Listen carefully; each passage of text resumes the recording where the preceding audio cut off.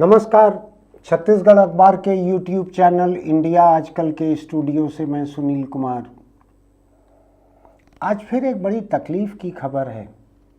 छत्तीसगढ़ के कोरबा जिले में, जिसका नाम दो कारणों से पूरे हिंदुस्तान में गूंजता है। पहली बात तो यह कि भ्रष्टाचार के लिए वहाँ इतनी कोयला खदानें हैं, इतने कारखाने हैं कि वहाँ भ्रष्टाचार के किस्से कभी खत्म ही नहीं होते हैं।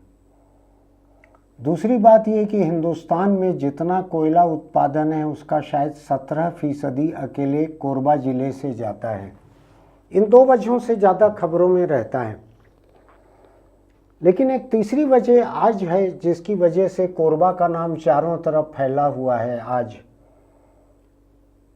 वो है कि वहाँ पर एक बैगा तांत्रिक ने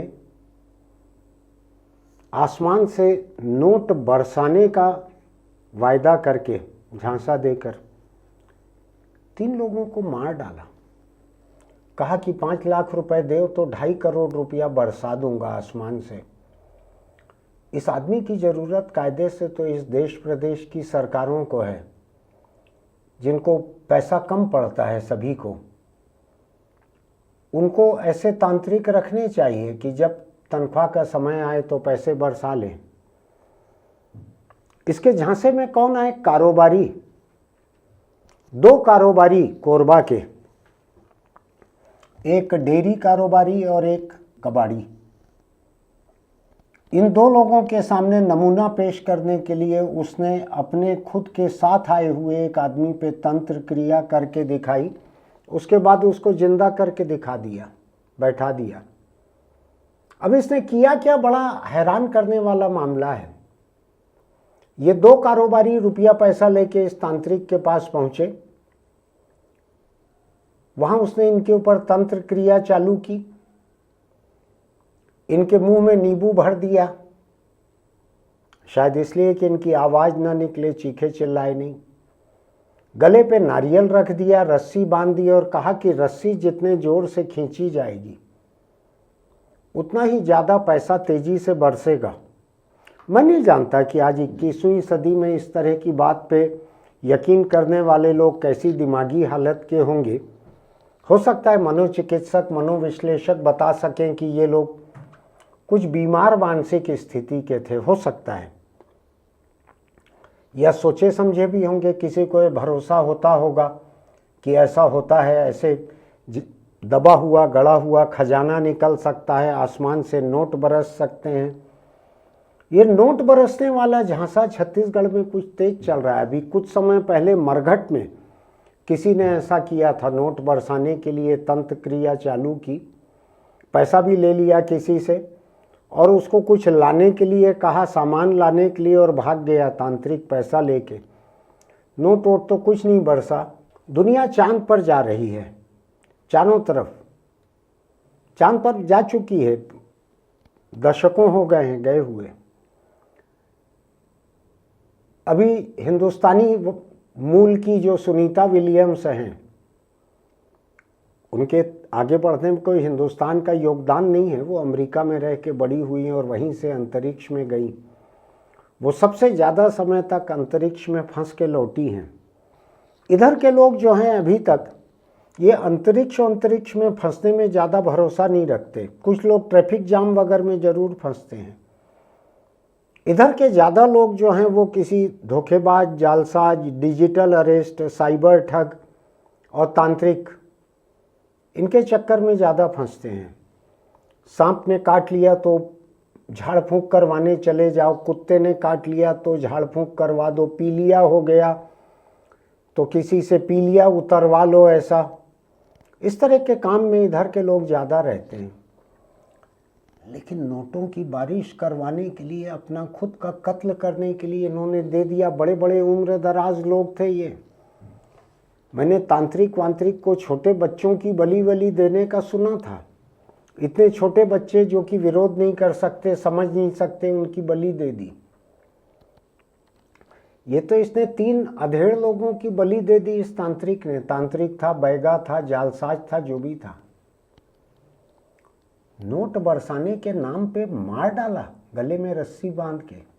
और इनके परिवार के लोग बाहर थे कमरे के, जब काफ़ी देर तक नहीं निकले बाहर तो वो लोग भीतर गए दरवाज़ा तोड़कर, ऐसा समाचार में है।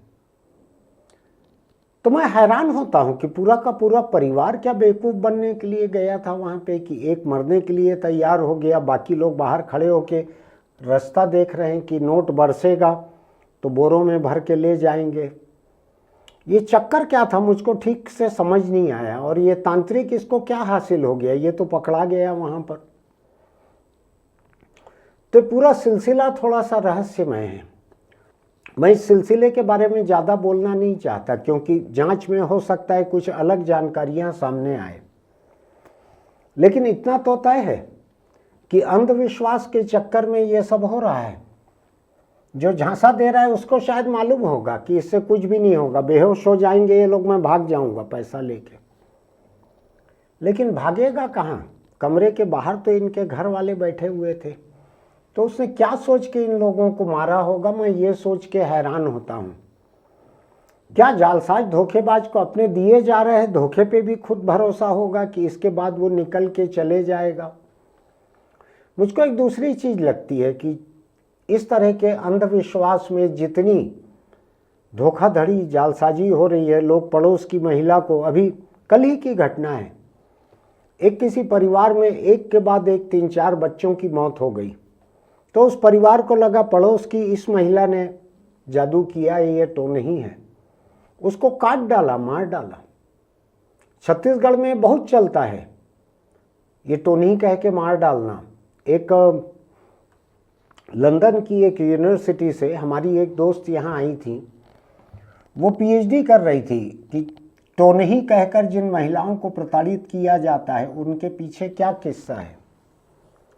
तो शायद उनकी रिसर्च से ये सामने आया या और कुछ लोगों ने भी मुझको बताया कि गांवों में जब कोई महिला अकेली रह जाती है, अगर शादी नहीं की है, अगर विधवा हो गई है, अगर पति छोड़कर चले गया है, तलाक हो गया है, कोई भी वजह से अकेली रह जाती है, तो गांव के मर्द जो हैं उनके भीतर का मर्द रात को चैन से सो नहीं पाता। वो अकेली महिला है, मैं यहाँ क्या कर रहा हूँ, तो वो उस महिला का शोषण करने की कोशिश करते हैं।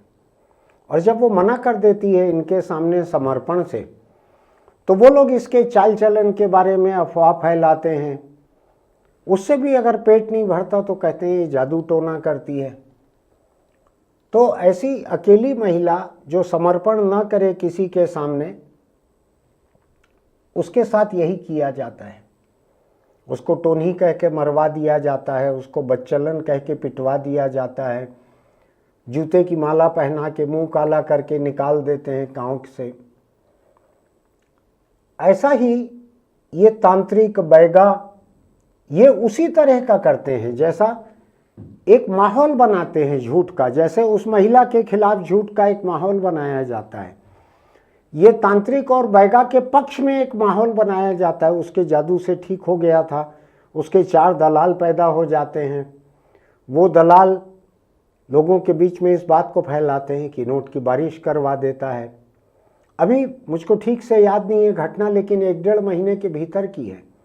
छत्तीसगढ़ के एक दूसरे जिले में एक कोई मुस्लिम तांत्रिक या कोई बाबा ऐसा पहुंच गया था, उसने भी कोई ऐसी हरकत की है, मुझको ठीक से याद नहीं है, शायद ठग के चले गया या कुछ किया, ऐसा कुछ हुई है घटना। तो किसी धर्म तक सीमित नहीं है, ये सभी धर्मों के लोग इस प्रैक्टिस को, असल में धर्म कई तरह के झांसे देने का एक औजार है जिसको बनाया इसीलिए गया था, लोगों को झांसा देने के लिए। ये लोग उसका ज़्यादा सही इस्तेमाल कर रहे हैं। धर्म और तंत्र मंत्र और चंगाई सभा ईसाइयों के बीच होती है, और कहीं मुस्लिमों में कोई लोबान फूंक देते हैं और कुछ कर देते हैं। ये इसी तरह की हरकतें हैं। धर्म से कब आप तंत्र मंत्र में आ जाते हैं, कब आप झाड़ फूंक में आ जाते हैं, कब आपकी धार्मिक आस्था आपको ऐसे लोगों के चक्कर में फंस जाने देती है। जब इसके बारे में सोचता हूँ मैं,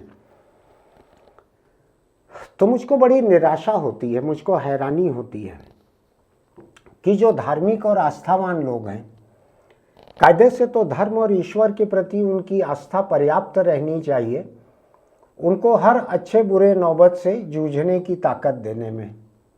लेकिन ऐसा होता नहीं है। होता क्या है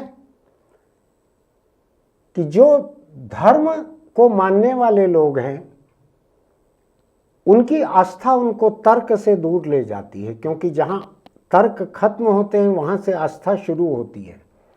इन दोनों का सह अस्तित्व नहीं हो पाता। आस्था और तर्क, आस्था और विज्ञान, धर्म और विज्ञान, ये दोनों चुंबक के दो ऐसे सिरों की तरह हैं जो एक दूसरे के करीब नहीं लाए जा सकते, वो दूर धकेलते हैं एक दूसरे को। अगर आपका धर्मालू मिजाज है, अगर आपकी धर्म पर आस्था है, तो जाहिर है कि आप कुछ न कुछ तर्क छोड़कर ही उस तरफ जा पाते हैं। अगर आपके भीतर पूरे के पूरे तर्क जिंदा हैं तो आप कैसे आस्थावान हो जाएंगे, कैसे धर्म पर और ईश्वर पर भरोसा करने लगेंगे। मुझको कोई दिक्कत नहीं है, मुझको कोई आपत्ति नहीं है उसमें। अगर आप तर्क को पूरी तरह से छोड़ देना चाहते हैं तो भी मुझको कोई दिक्कत नहीं है।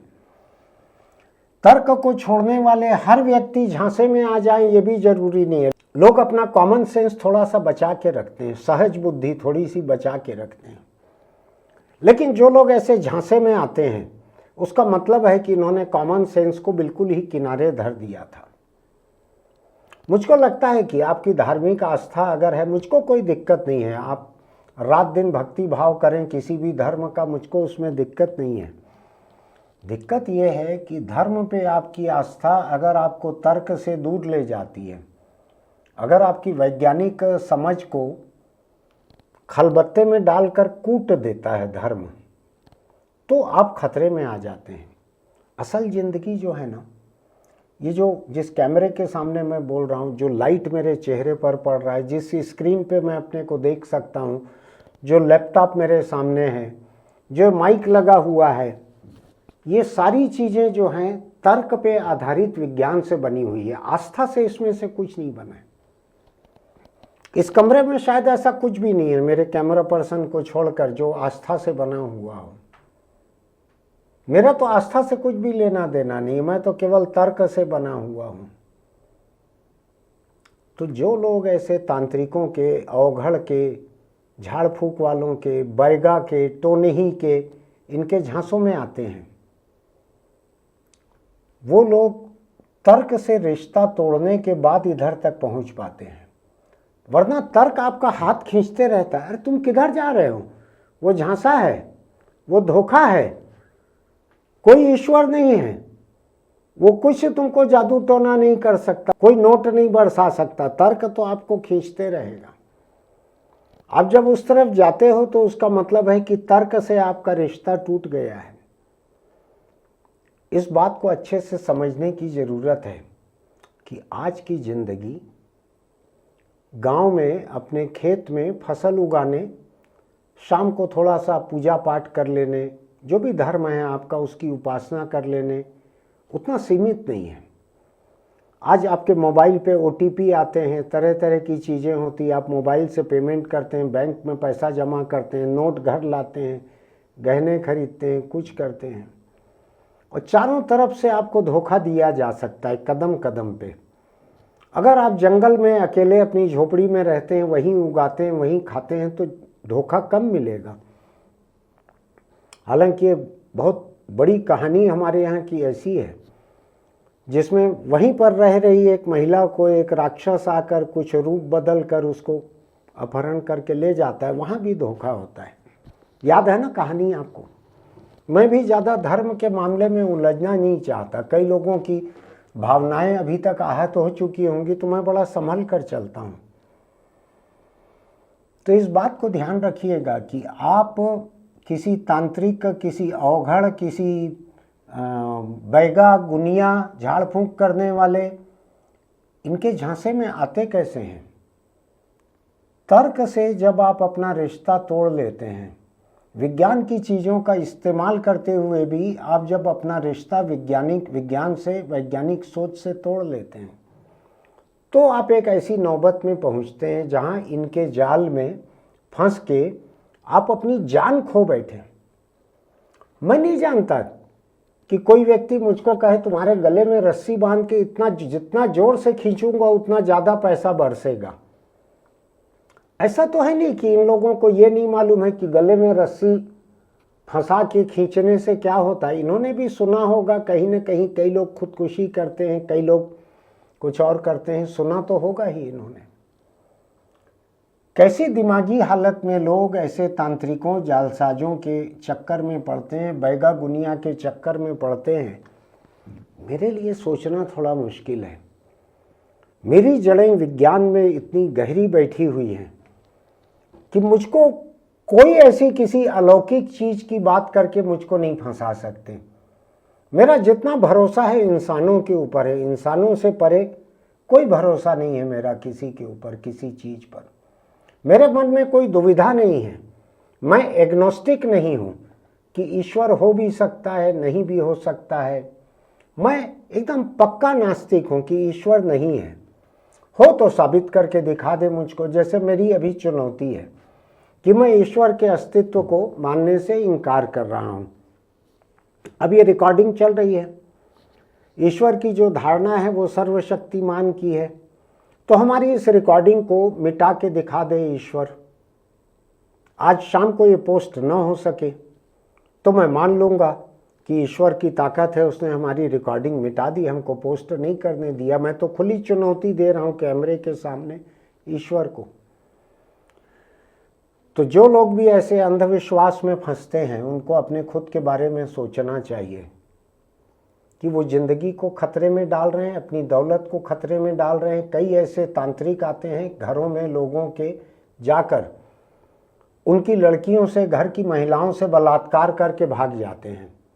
उसके बाद घर वाले रिपोर्ट लिखाते रहते हैं। और इसके लिए तांत्रिक उंत्रिक होना जरूरी नहीं रहता है। देखें ना आप, लंबी सफ़ेद दाढ़ी, इतनी लंबी सफ़ेद कपड़े, भक्त परिवार की नाबालिग लड़की से बलात्कार। अभी उम्र कैद चल रही है लेकिन महीनों की पैरोल भी चल रही है। देख रहे हैं ना आप, जानते हैं ना। एक और मैसेंजर ऑफ गॉड है, वो भी उम्र कैद काट रहा है लेकिन वो भी आए दिन बाहर रहता है, मटर गश्ती करते दिखता है। देखते हैं ना आप। तो मैं थोड़ी सी हैरानी जाहिर करने के लिए, बहुत सारी हमदर्दी दिखाने के लिए यहाँ पे आया हूँ कि ये कैसे लोग हैं जो तांत्रिकों के चक्कर में अपना पैसा लुटवा रहे हैं, अपनी लड़कियों को, बहनों को, पत्नी को इनको समर्पित कर दे रहे हैं अंधविश्वास में। इन लोगों को थोड़ा सोच के देखिएगा। अंधविश्वास आपको कहीं नहीं पहुंचाता। मैं बताता हूं आपको अगर रायपुर से नागपुर या दिल्ली से मुंबई कहीं जाना है, अंधविश्वास आपको 3 कदम भी नहीं ले जा सकता। जो लेके जाएगा वो कोई ना कोई मॉडर्न टेक्नोलॉजी पे बना हुआ कोई वाहन होगा। कार है, ट्रक है, स्कूटर है, बस है, ट्रेन है, प्लेन है, ये लेके जाते हैं एक जगह से दूसरी जगह। अंधविश्वास आपको कहीं से कहीं नहीं ले जाता। आज देश में जो ताकतें अंधविश्वास फैला रही हैं, मैं ज़्यादा बोलना नहीं चाहता, आप खुद समझदार हैं, मेरे कम बोले को ज़्यादा समझिए। धर्म उनमें से एक है, अंधविश्वास फैलाने वाली ताकतों में से। और भी ऐसी चीज़ें हैं। कई अंधविश्वासी तो ऐसे हैं जो किसी जीते जागते इंसान पे अंधविश्वास करते हैं। आप देख रहे हैं ना, बलात्कार कर लेते हैं वो लोग, तब तक अंधविश्वास जारी रहता है उनका। इस अंधविश्वास से जूझने की जरूरत है। आप बहुत सावधान रहिए। जिस तरह से कोरबा में 3 लोगों की जान कल गई है, उससे मैं तो हिल गया हूँ। मुझको लग रहा है ये कारोबारी जो कारोबार करते हैं, कबाड़ का करें कि डेयरी का करें, कोई भी करें, वो कारोबारी जिस तरह से अपनी जान खो बैठे हैं नोट की बारिश होने के चक्कर में। अरे तुम्हारे लिए इतनी नोट की बारिश करवा सकता वो तांत्रिक तो अपने घर बैठ के बारिश करवाता, रोज 100-200 एकड़ जमीन खरीद लेता। क्यों तुम्हारे लिए बारिश करवाता वो? तुमको इतनी भी समझ नहीं है। तुम अपने घर की लड़की या महिला को जब किसी ऐसे बाबा तांत्रिक कोई आध्यात्मिक गुरु किसी के साथ बंद कमरे में भेज देते हो कि वो उसकी बीमारी ठीक कर देगा, वो उसका भूत भगा देगा, कुछ करेगा। तुमको समझ नहीं आता कि वो किस तरह के खतरे में है। रोज़ ऐसी खबरें आती है, रोज़ खबरें आती है कि बलात्कारी तांत्रिक, बलात्कारी गुरु, बलात्कारी बापू, कई तरह की खबरें सुनते हैं ना आप।